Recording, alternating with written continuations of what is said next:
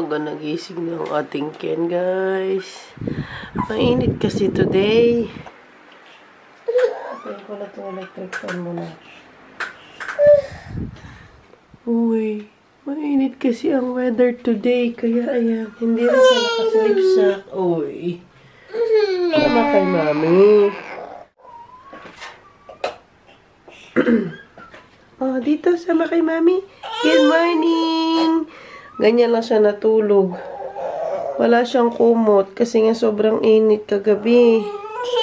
Irritable din siya. Umaga din siya nagising. Huwag pasok dyan yung paa. Maipit. Good morning, guys. Ay, ang ating Kenneth. Kagising, wala sa mood talaga. Kaya kailangan nating isama dito sa kusina. Hindi. Medyo warm kasi ang weather. Wala siya sa mood. Ano gusto? Ano gusto? Gusto ng sibuyas? Sibuyas? Anong gusto? Wala siya sa mood. Gawa natin fried rice si Ate Zoe. Because today is Thursday. Ano siya today hanggang 2:30 ng hapon. Ay, gusto ng bread? Bigyan kita ng bread. Hanggang 2:30 nga ng hapon si Ate Zoe. So, kailangan yung umaga makapag-ano siya, breakfast.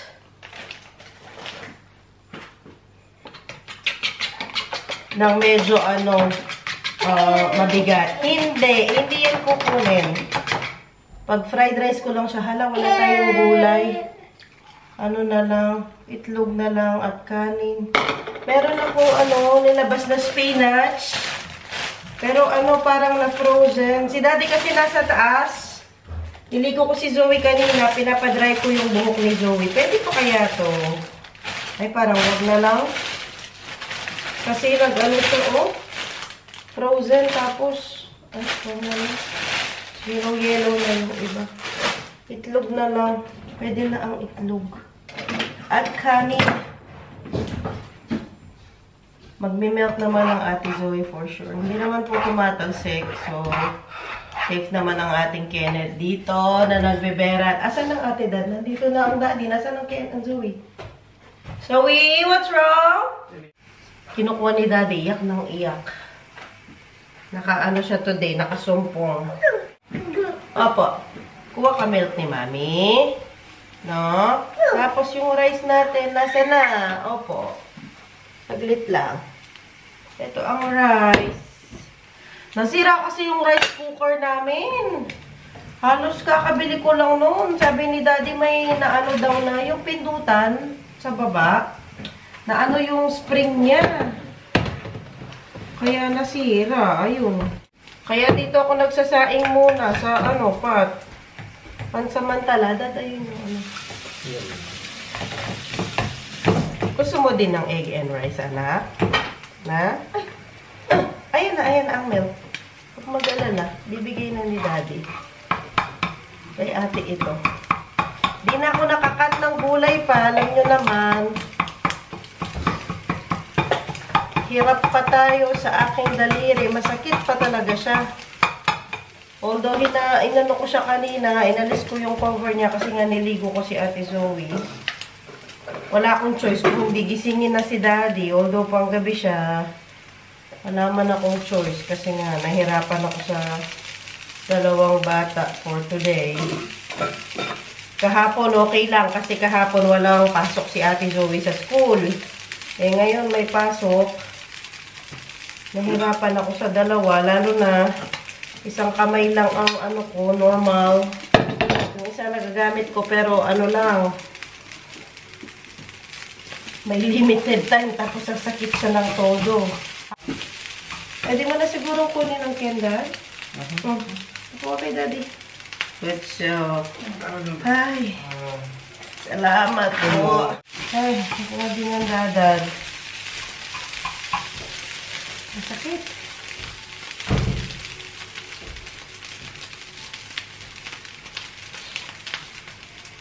Pero kailangan natin pilitin. Kailangan niyang gumalaw. Mag-go back sa normal. Kalmado ka na. Ken, okay ka na po. Kenneth.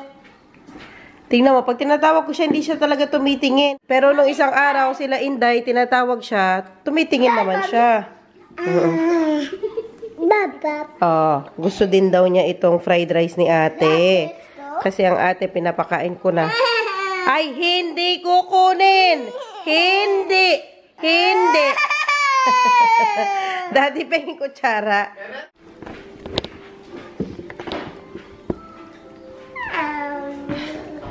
Ayaw niya bigay yung kutsara ko, guys. Aroy! Aroy, aroy, aroy. Aroy, anong nangyari? Ano nangyari sa'yo? Ang akin na. O, give ka ni mami.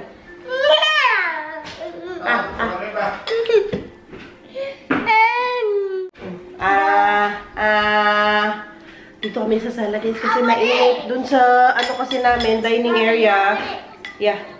Doon nakatutok ang araw. Dito may, ceiling fan. Kaya dito ko sila pinakain. Medyo para presko sila. Oh, ate dito. Okay na? So, yun na yan. Hala, kahit magkakaroon ng maraming kanin dito sa sala, tanggalin ko agad para hindi nila maapakan. Subo. Ay! Siya, ito may vlog. Hi, vlog! Stop. Hi, vlog! Sige. Milk. Milk ikaw? Milk po ikaw? Okay. Dad, pengin milk si Zoe. Okay. Kain pa, kain. Laki sabay. Masarap po. Lekker? Is that lekker? Ate, lapit ka dito. Is that lekker? Yeah. Si ate din. Ikaw din. Sige. Nakipagod mo sa ate.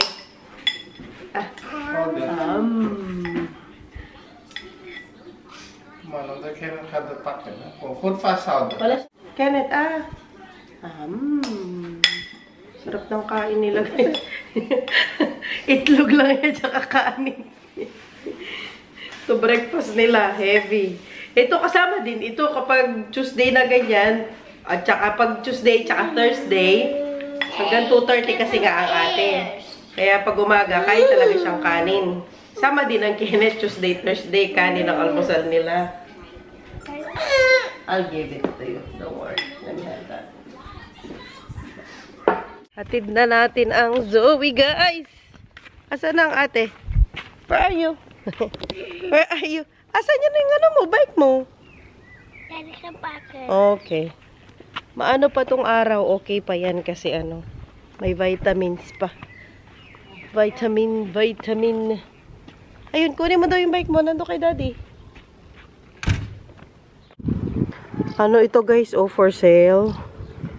Ay, nabenta na pala, Faircock na. Ganda niyan sa likod, napakaluwang. Sige na, go ka na. Kador. Sige, dad, pala ngayon? Basura, no?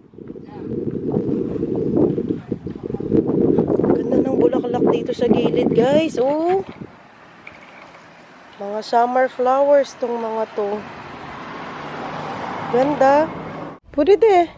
Ano na? Hutso. Bigyan na yung dad. Bag ni Zoe. Okay na yan, ate. Huwag na magdala ng bato. Magnet me. Come on na. Go. Bye. Okay, na kayo, dadin ko na po.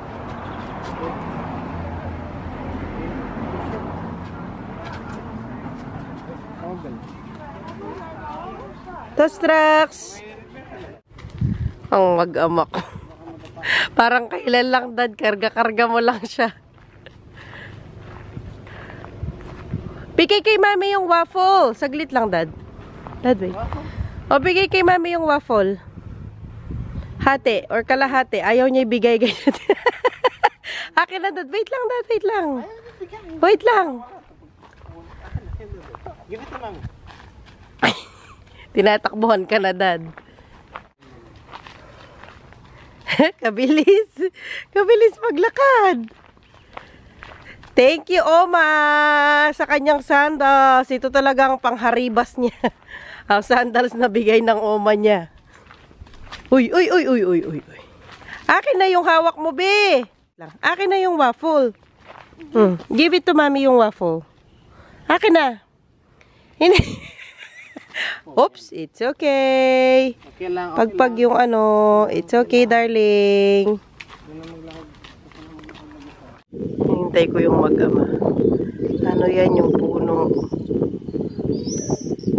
Yung bunga niya, ano, pear. Hindi ko alam kung nakikita nyo. Ayan, meron siyang pear dyan. Ayan, may bunga.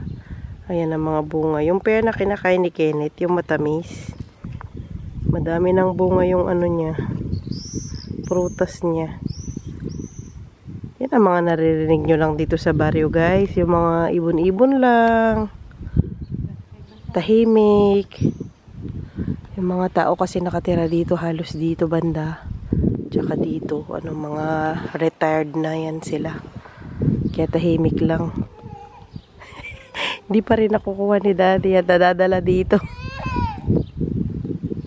Yung mga ibon lang ang mga naririnig mo. Hapon na, pero buka pa rin tayong bagong gising, guys. Sunduin ko na sa daycare ang mga bata. Ngayon ko pa lang natuloy ang aking vlog. Ay, dami nating kaganapan everyday.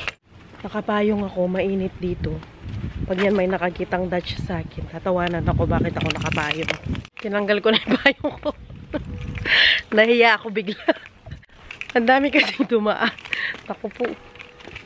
And medyo wala na, magpayong na ako ulit. Ang sakit kaya sa ano, sa balat. Kung hindi sana medyo masakit yung init, okay lang. Hapon kasi ang sakit sa balat. Hindi kagaya pag umaga, okay lang. Wala pa namang ano, wala nang tao. Speaking of balat, may nakita akong balita, may bago daw sakit sa Japan, yung ano ba yan, yung STSS, yung Streptococcus toxic, ano yung S? Streptococcus toxic blah blah blah syndrome. Nakalimutan ko yung pangalan. Basta yun, yung sintomas daw niya, sasakit yung, ay, yung ano daw niya pag nasugat ka, tapos may infection, yung ganyan. Tapos biglang masakit yung lalamunan, yung mga ganun. Hindi ako sure, pero hindi ako masyadong nakinig sa balita kanina, pero ganun nga, may bagong sakit daw sa ano, Japan. Marami na daw natamaan. Pero sabi naman kanina sa balita, ano naman daw, hindi naman daw ganun ka seryoso, parang ganyan, kasi wala pa naman sa atin, hindi pa naman nakakaabot sa atin. Pero sabi nila dun sa Japan daw, parang after effect ng corona, ganyan, yung mga natatamaan daw, usually yung mga meron ng conditions, kagaya ng diabetes, yung mga ganyan. So, mag-iingat po tayo dyan sa atin kapag meron na tayong mga nararamdaman, ayan. Kahit sa center lang, yung punta po tayo, magpatingin. Meron naman tayong lahat ng ano, 'di ba, yung anong tawag? Yung ano, barangay health center, 'di ba? Tapos meron pa ako isa pang na-strike ako na balita. Yung ikot muna ako kasi nasisilaw ako. Yung balita kay yung Guo, yung ano ng Tarlac, mayor ng Tarlac, grabe no, nagmatch daw yung ano niya, fingerprint niya dun sa chinek ng NBI na babae na Chinese national na pumasok din sa Philippines noong 2013 yata, parang ganyan. No, nakakapangilabot, paano niya na, kung totoo man yun, paano niya napaikot yung Senado? Inano pa siya ni Karen Davila ba yun? Or basta may nag-interview sa kanya, nasabi niya ano daw siya, talagang Filipino daw siya, yung lumaki daw siya sa farm, etc. Tapos ngayon nakita na Chinese national pala siya.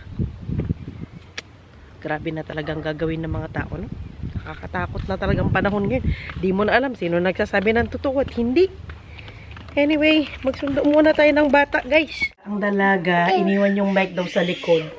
Kunin muna niya. Wow, may patent sila dito sa likod. Ayan ang ate.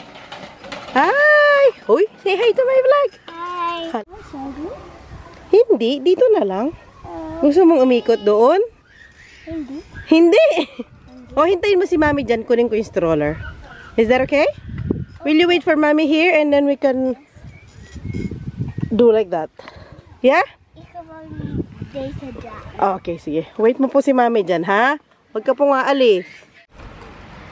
Look, guys! Fried chicken! Fried chicken. Berk, berk, berk, berk, berk, berk, berk. Berk, berk, berk, berk, berk. O, wag mo pa kalapit na kabauro. Takot sila sa'yo. O, berk, berk, berk, berk, berk, berk, berk. Takot sila sa'yo, be. Ay, ang Kenneth. Ay, may lamok. Ay, sorry, nak. Sorry, nak. Nagulat. Sige, o. Tingin mo din yung mga chicken. Sige. Na-amaze na ang ating Kenneth sa mga chicken, guys. Book? What is that? That is Inkip. Uy, natulala ka dyan. I do it! Natulala ka dyan. Gayahin daw niya. Paano daw yung manok, nak? Uy. Paano daw yung manok? Bak, bak, bak. Paano daw yung manok ulit? Naboreless naman ang ating binata, uy. Ginaya talaga niya yung manok. Let's go, ate. You go get your bike na. Okay. Ha? Gayahin talaga niya.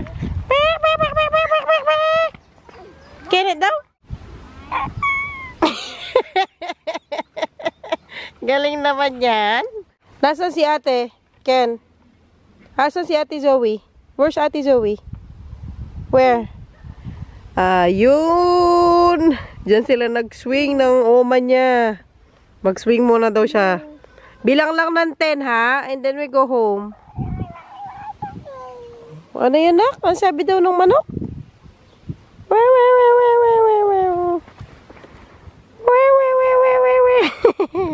Ano daw sabi ng manok? Sino yan? Camera siya yarn. Ano para ikaw? Wala, ganyan siya magbusit, guys. Oh, ano? Ano na paano? Oh, anong gusto? Ha? The? Milk? Bakit kaya ito nasugat ang bata? Di ko naman natanong, pero mukhang hindi naman siya ano. Masakit yan? Oh, nahen. Gang? Gang? What is gang? Ate, let's go na! Okay. Hala ka, guys. Tingnan nyo naman ang neck. Puno ng batchin. Grabe ka, dumi ng neck. Hala ka. Ang daming sand. Maligo na naman yan mamaya. Ang pawis din, oh. Maliguan ko to. Pati ang ate. Hi. Come, ate. May dumating tayong package. Kunin natin saglit, guys. At wala na. Hey.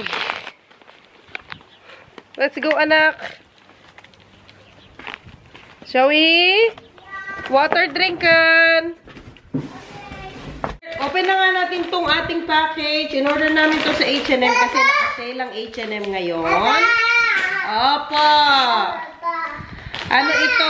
Gamit ni, ano ito? Kay Zoe, kay Kenneth, at kay Daddy Teban. At yung isa, pangre-regalo namin sa magba-birthday ngayong July na kalaro ni Ate Zoe. Pero ako, wala ako. Sila lang. Ngayon naman tayong mga nanay, di ba? Sila lang talaga. Pag may nakita tayong mga nakasale, hindi talaga natin naisip yung sarili natin. Talagang bibili tayo para sa mga bata, sa asawa natin, ganyan. Kailan ba ako last bumili ng damit ko? Kailan ba? Last year pa yata. Pero nakabili ako ng kopya ko. Yung nabili ko sa ano, Temu. Yun, pero damit, anything, lagi sa kanilang nabibili ko. Pag sabihin ko kay Daddy Teban, punta tayo city, ganito, ganyan. Tapos pag napunta ako sa tindahan, automatic yun, magtitingin lang din ako para sa kanila. Sa kanilang tatlo. At saka sa bahay, ganyan. O, let's open it na.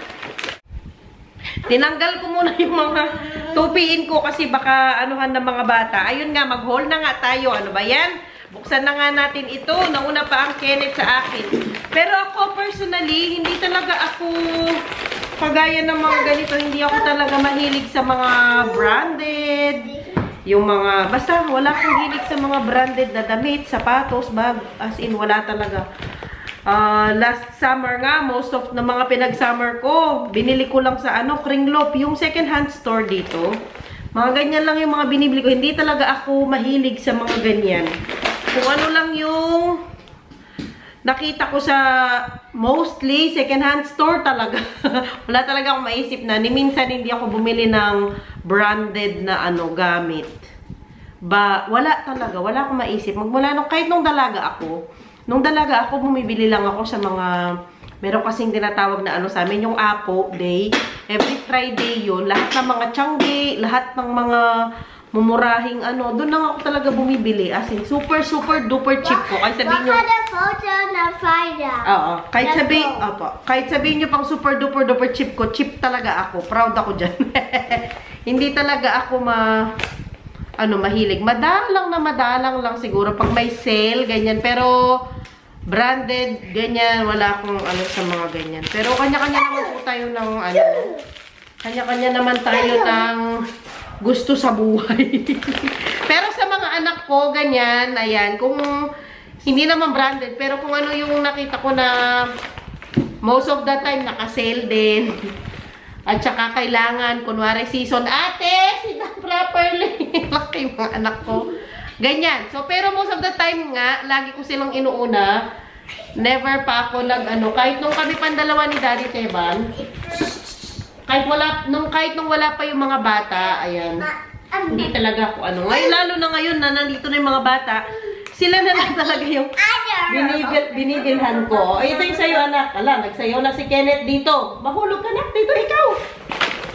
Lapit ako sa kanila. Anyway, buksan na nga natin itong dumating na package. Ano ba yan? Dami ko nang kinata. Ayan. So, ito ang una, kay Daddy Teban. Gustong-gusto ko talaga yung kulay para sa kanya. Kasi bagay niya tong kulay na to Bukod sa brown, white, black, mga neutral bagay din niya. Tsaka ito, yung parang sage. Sage ba tawag dyan? Yung spelling na C-A-G-E. Basta ganyang color. Greenish, ganyan. Wala nang presyo. Nakalimutan na natin anong presyo niya. Pero lang siya, t-shirt lang na, parang malaki. Parang malaki. Parang malaki ito sa kanya. Sa akin na lang ito niyan. Malaki, Bilan ko pa siya ulit. I-video ko na lang. Oy, malaki siya. Wait. Malaki siya. Pero anyway, large pala ang nakuha ko. Dapat medium. Akin na lang yan kung ayaw niya. Next ay, ito kay Kenneth ito. Parang malaki naman na ito na. Ito, pantulog niya. Ayan, kasi yung tela sa Temu, okay naman, pero hindi ko masyadong bet yung ganito. Kasi para siyang payong yung tela, hindi sumisip-sip ng sumisip-sip ng pawis. Summer ngayon dito, medyo mainit. Kaya, binilan ko siya sa H&M. Ayan, yung cotton talaga. Magsip-sip ng pawis niya pag gabi. Next natin ay etong kay Ate Zoe. Ang Kenneth nandito naglalaro-laro lang. Ay, look! Pang din ito. Parang ang laki ng size ng H&M dito. Pang ito. 5 years old to 6. Pero parang kasya na ni Adeline. Ang laki tayo, Ang laki na. Ang laki sa'yo. Sige. Sa'yo. Ang laki. Tapos, meron siyang kasamang kasi, may kasama siyang leggings na. Ganyan siya, bale. Cotton din siya. Pang summer. Ayan, ganyan siya. May leggings. Pero malaki na. Di bale, mas maganda na yung malaki na sa mga bata kaysa sa maliit. gulo ba? Ikaw talaga. Hindi. Akin na yan. Akin na yan. Tinanggal ko na nga yung mga natupi ko. Nilagay ko doon. Akin na yan. Hala na. Kinalat mo na yung mga plastic dyan. Tuwang-tuwa naman tong ate. Can you give it to mommy, Ken? Ken, can you give it to mommy? Okay. Give it to mommy, anak. Thank you. So, ayun na mga napamili natin sa H&M, guys. Para sa mga bata at kay daddy or sa akin yun kasi medyo malaki. And we hope you like our video for today, mga Jo. And please, don't forget to subscribe to our channel kung di pa po kayo nakasubscribe. And like and share na rin po ang aming mga videos. Kung okay lang po sa inyo. Thank you all for watching. See you all next time, guys. Bye. Bye. Bye. Bye. Nabubusit na si Kenneth.